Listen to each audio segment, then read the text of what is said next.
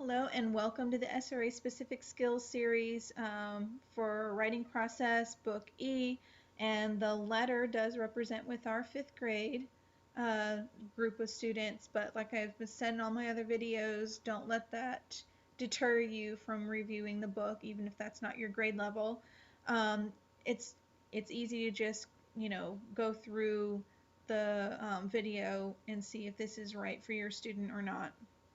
But in these books, you're going to be learning the different ways to prepare for writing and also the types of writing. You're going to go through the different types of uh, bubble maps or writing maps for drafting and proofreading marks for editing. So knowing all those different key elements to have successful writing pieces or essays, assignments, stories, whatever it is that you're doing for both pleasure and for your actual schoolwork. So this video is made for parents during this COVID-19 situation and having to don that extra hat of being a teacher in addition to all the other responsibilities. So hopefully this is helpful. But since this is for educational purposes only, I want to make sure that the pages that are presented in this video, if you're going to utilize them to their best practices, print them out, put them in sheet protectors, utilize dry erase markers or vis-a-vis markers, and you can easily clean the surfaces of sheet protectors with Lysol wipes or Windex with paper towels. But I do also want to let you know at the end of this video is the answer key, so it will show you more in depth for each unit by unit. It has the title of each unit, so you know how much time is being used for the different steps in the writing process. So that way you can gauge how you're going to utilize this resource for your students. But also, I want to make sure that it's not, like I've been saying with the other videos, it does not mean that with the writing process you shouldn't be writing. You should absolutely be writing. Writing makes your brain actively think. So as you're writing, you're actively thinking and you're developing your working memory. So you want to develop your working memory correctly. That means that if you develop your working memory correctly, then you're storing the information in your long-term memory so you have it for easy recall and retention.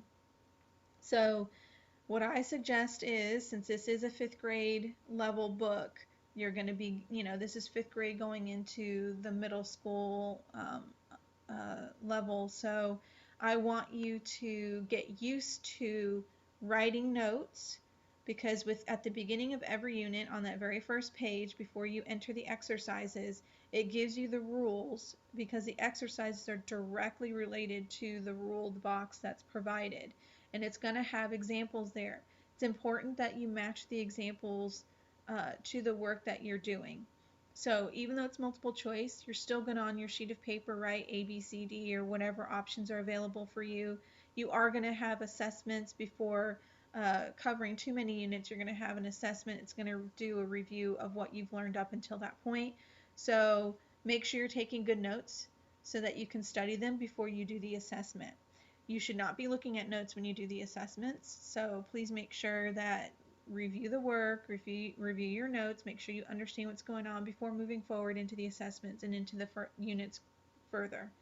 I want to also stress that when you are writing things down, that you're writing them exactly as the book is showing you. Don't skip words, or instead of writing a sentence out and providing the proofreader marks, for example, write the whole sentence out with proofreader marks included, so that you are showing that you've developed that skill set. And vice versa, if you're given the proofreader marks, you probably want to write the sentence or whatever it is with the proofreader marks there, and then below that sentence write the sentence correctly to show that you are properly understanding what each proofreader mark means. So if you don't know what a proofreader mark means, and that means the sentence that you're going to write below it would be wrong. So I want you to get used to doing that. And this is an opportunity to be a little bit more creative. Writing is a creative process anyways, so utilize some construction paper, some markers, and I don't know, chalk. If you want to use some chalk markers, I know they have those. Um, and then you can make a little booklet because these are really good tools to use, especially if you're transitioning from elementary to middle school in this particular book.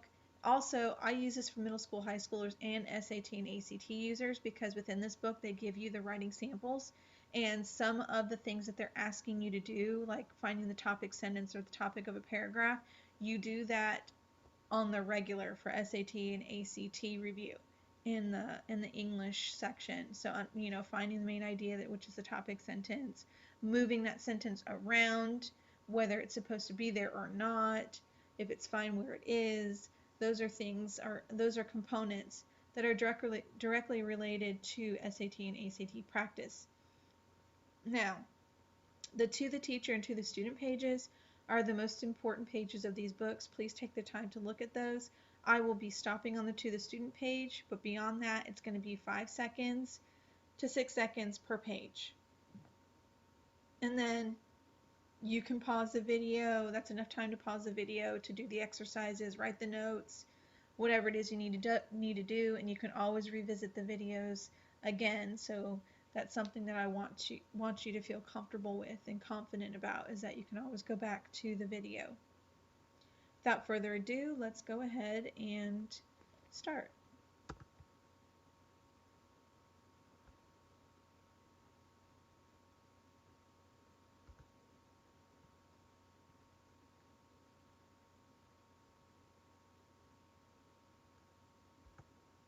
All right, so this is the to the student page. This gives you a brief overview of what's going to be covered in this book. It tells you that there's going to be some information is going to be presented. As you can see, this is just another version of a bubble map, like I was mentioning before, cause and effect. This is going to be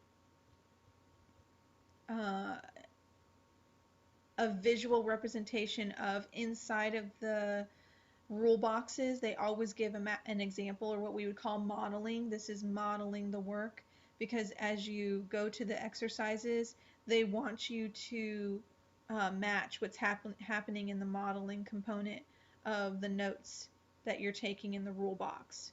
And of course, at the very bottom, in every classroom, every day, the teacher writes the learning objective or the learning goal. So this is the learning goal or learning objective of the entire book. So this is something that you're going to keep with you, because the writing process is always necessary and it evolves over time. But strengthening your writing skills is going to be the most important thing. But they don't want you to forget the foundational elements, which is the whole entire process up here. And this book is a total of 12 units. So you obviously can see there's going to be units covering multiple steps, just to make sure that the understanding and the rigor is there. And from here on out, it's going to be 5 to 6 seconds. The answer key is provided at the very end. So that's the next time you'll be hearing me talk.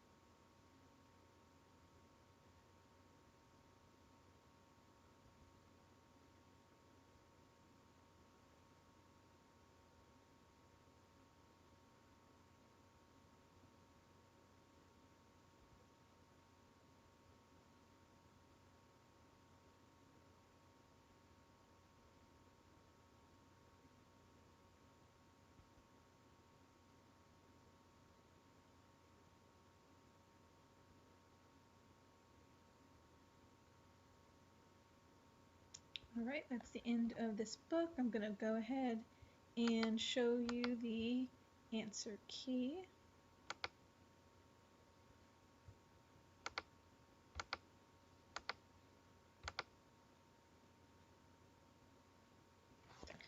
Okay, so I'll zoom in. You can get a look at the answers. It goes in chronological order, so it's going to go from top to bottom and then go into the next column. So once you look at the column vertically, you move over to the next column. It does go by unit and page number, so the activities, language activity pages are going to fall in chronological order.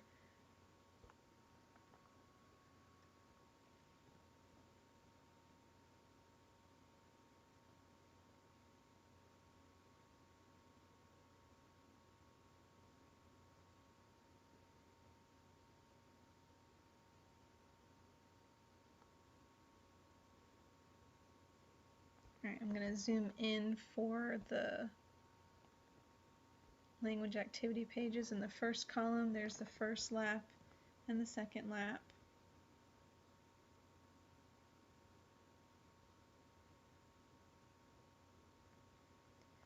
And then for the third lap here,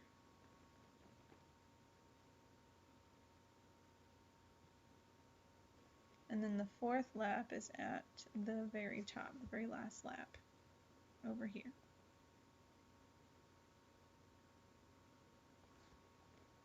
Okay, and that concludes the video. If you want to look at all the other books that are available that I've done so far, go to Casey Kite on YouTube. I'm putting all of them there. If you have any questions or concerns, make a comment there as needed. But I also want to highlight, when I was going through this one, I didn't know if you noticed, if you're just breezing through it, or if you're taking the time to as a parent to just kind of go through the book ahead of time before going through. Some of the topics or the writing topics that are provided would be a great opportunity to practice these writing skills by giving your students the same writing activity. So if it says Susie was given a writing activity on what they did on vacation, so they had to put everything in chronological order, that's a great opportunity for you to extend the lesson into an actual writing exercise for your child. So you can say, oh, well, we didn't go on a vacation, but the last time we went to Disney, or the last time we, went to a movie theater, or when we celebrated so-and-so's birthday, you can kind of, or grandma's visit, somebody's visit, so you can kind of create a timeline to practice putting things in chronological order, and then organizing the writing to cover those certain 3 or 4 events that happened, if you're going to make it into a bigger writing essay, or if it's just simply first we did this, then we did this, to practice using those transition words as well, then you can do that. That's just my suggestion, and I know that it will be helpful depending on what levels of writers you have in your home or in your classroom. Multiple ages. I know I have friends that have kids, so if this is something that you can extend to each child, no matter how old they are, you can have pictures. So for those who aren't quite writing, it's still a way for them to develop those writing skills and storytelling skills, in addition to understanding what's happening and what's going on, that they can perform these activities without any kind of significant issues. Alright, that's the end of the video. I hope you enjoyed it.